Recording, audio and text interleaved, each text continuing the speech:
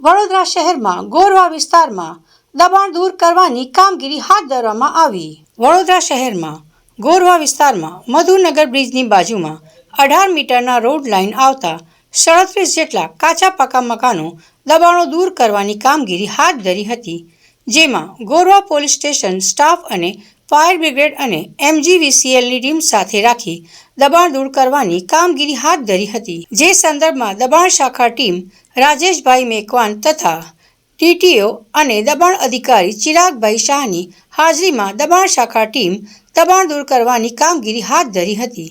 જે સંદર્ભમાં દબાણ અધિકારી ચિરાગ શાહ મીડિયા સમક્ષ માહિતી આપી હતી।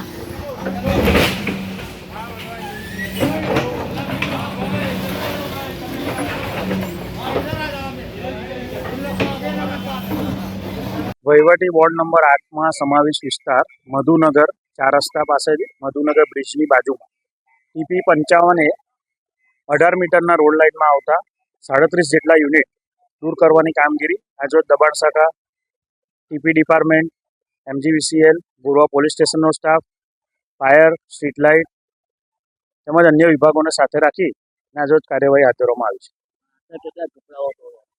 37 જેટલા કાચા પાકા મકાનો છે।